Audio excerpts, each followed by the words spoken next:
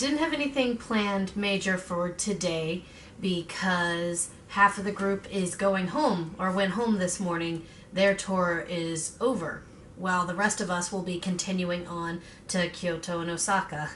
And because of that, the tour group gave everybody a free day where they could basically do a couple of the side tour packages or a few of these other organized events, or you could just do whatever you wanted. Me and the boy, my brother, decided we were just going to get lost in Tokyo. We had a list of major sites we really wanted to see, and so we just started the list. And then we woke up this morning, and it was cold and rainy and cold. And I didn't really have a jacket. I had this cute little pullover thing that looks adorable, but it was cold and rainy. But that's okay, because it stopped in the afternoon, and I think one of the best things in the world that has to happen in Japan is that when the rain stopped, there was no humidity to take its place. So you were able to dry and breathe. The first thing that we first noticed when we realized we were on our own for the day is we were left at a train station and we were told, find your way back. And we did. We did it.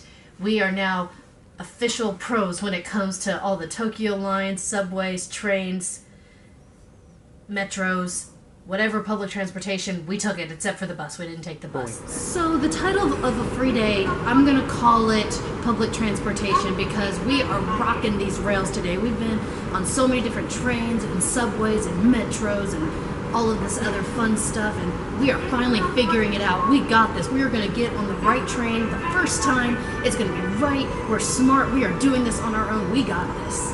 We got this. So we found our way back to the hotel, dropped off all of our bags, and then we went back literally to the same station that we had entered on. That was a block from the capsule hotel. And we found this really cute Gundam cafe where all of the food was inspired or based off of a lot of different Gundam series. I wanted to get the platter from Gundam Wing, but they had already sold out because it's a cafe. They only make a limited amount of everything a day. So, you know, luck of the draw. It was apparently a very popular dish. But I did get a Zex latte, which was really cute, and I got to drink his face, and that was a little weird, but, you know, like you do. But from there, we had to go visit another cafe. I finally found the Square Enix Cafe, the thing I really wanted to go to, the destination for all things Square Enix, or, you know, Dragon Quest, because it was like 80% Dragon Quest stuff, which is fine because Dragon Quest in Japan is huge. I couldn't find a nobody, though. I was kind of hoping to find a nobody, but that's okay. I did get an exclusive, only available at the Square Enix Cafe pin, or thingy. It was cute. It's a giant chocolate parfait. And then I had Moogle pancakes, and they were delicious. And let me just tell you, Japan has the freshest strawberries I've ever had in my life. Like, I don't know if there was a garden in the back of that shop or something. They just walked and plucked it right off. But those strawberries were peak ripeness. And they were so good. And my pancakes were so cute. And then we had a parfait, and it was so sweet. Look at this. Look at it. Like, I don't even know where to begin. I mean, it's delicious, but like, you can't just start with Cloud Sword. But like, you can't go after the banana chips because they're keeping everything in place. It was so good though, and it was fun just to be there. They're playing Kingdom Hearts in the sky. I don't know if you can hear it.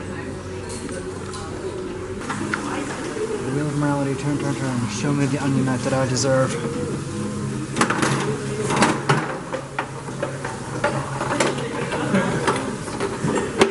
What'd you get? Zidane. By the time that was all done, the rain had stopped, the sun came out, and we were finally able to travel over to Harajuku and visit the Meiji Shrine, which is something I desperately wanted to do. That shrine is such a major part of Japanese history and culture, and it was beautiful. Just the architecture was so large and grand and breathtaking. I mean, you can't stain wood that color. It just comes with age. though they were doing a little remodeling, so you couldn't quite see the shrine itself, but the outer gates were there, and there was this massive road leading up to the shrine itself, and it is massive. The road was at least like a 6-lane highway. That was kind of a holy crap. There was a lot of other fun stuff there too, like this fresh spring. It was a freshwater spring that was just coming out of the ground, and there it went. And it's like, it almost felt like a magic trick, because, you know, usually water flows down. This is seeping up from underground and just going along its way, which, that was cool. And there was an orchid garden where they hadn't quite bloomed yet. It was still a little too early for them, but one of the trees had bloomed, and that was a nice little treat for what the rest of it might look like when it is in peak season, especially during the summer. So we are currently in the inner gardens of the Meiji Shrine Temple grounds. It is nice and quiet and peaceful here. You hear birds in the distance chirping, flowers are starting to bloom, all of the creeks are a little swollen from this morning's rain, and it's a really beautiful place to be right now. It's very calm and serene, it's not too crowded. Cat Cafe.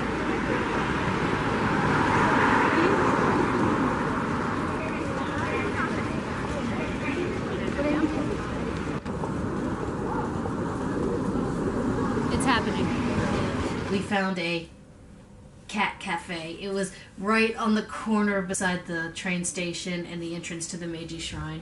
And we went and we sat and we drank coffee and soda and tea and petted kitties. And it was late afternoon, so they were all just laying in the sun because it was a massive window and they could all just lie there, and the sun was at the right place at the sky, that this big warm beam was just radiating in, which again, after the morning of icy coldness, that just felt good. It felt so good to be warm and to pet kitties, and they were cute kitties too. And from there we went to Takashi Street, and it was so cool, so much energy, so many crepes. Takashi Street is the pulse of fashion and youth culture in Japan, basically. A lot of pretty clothes, a lot of cool items, and apparently crepes. Crepes as far as I could see, a crepe on every corner. Crepes are in. Just 2017. Year of the crepe. It's a little change purse. I got the change, which really makes a lot of sense with people who use coin yen, because, you know, I see why change purses are so popular around here. Because I've been carrying this around all the time. This is about 800 yen, give or take. So change purses, not a bad investment if you ever come to Japan. And how much is 800 yen relative? $8. $8 worth of change, basically. Okay, so I don't love it enough to spend $50 on it, but he's a nickel bus. I love the nickel bus. I need the nickel bus. He's a so connected. He's got the littles. There. And he's all like, man, I'm a nickel bus. Oh, I love the nickel bus. But if I can't have the nickel bus, maybe I could have the Totoro. Not for $75. I don't need the Totoro for $75. But I could have some of the forest spirits. Maybe Ass has them. He's only $10. Yeah, maybe for $10. Maybe for $10. That comes with me. What about Totoro in his tree, though? Got a Totoro in his tree. I could have Totoro in his tree. Not for $60. But all of this, like all of this, is all mine. I'm totally getting towards the end of my wallet. I've got all of my pretty presents and all of my pretty souvenirs. And today was just a lot of fun getting lost in the city. I appreciate the tour for giving us a day where we could do something with a group, with a tour that's planned, or we could go out on our own. Because I understand that a tour can't give you everything that you wanted when you come to a foreign country like this. So to give us that free time, and since we're all adults, to trust us to not, die, that's always nice. But we didn't die. We got back safe and sound. We fed ourselves. we had a good time. It was a good day, and I recommend on free days, if a tour gives you that option, to just explore, to get lost, to leave the group and see what sort of trouble you can get into, especially if it's considered a safe city to be in. Obviously, this doesn't apply to all tours, some countries, some locations. Stay with a tour guide, but at least here in Japan, if you have the choice, go get lost on your own and really see what it's like to just be on the street, not have somebody at your beckoning call to help you with any problems or answer your questions or get you from point A to point B. Be self-sufficient on your own in a foreign country where you aren't fluent. It's really exciting. And this is it for us in Tokyo. Tomorrow we head out to Fuji-sama. And the sights are going to be spectacular so long as the fog doesn't roll in. We should be done with the rain. But just in case, always bring an umbrella.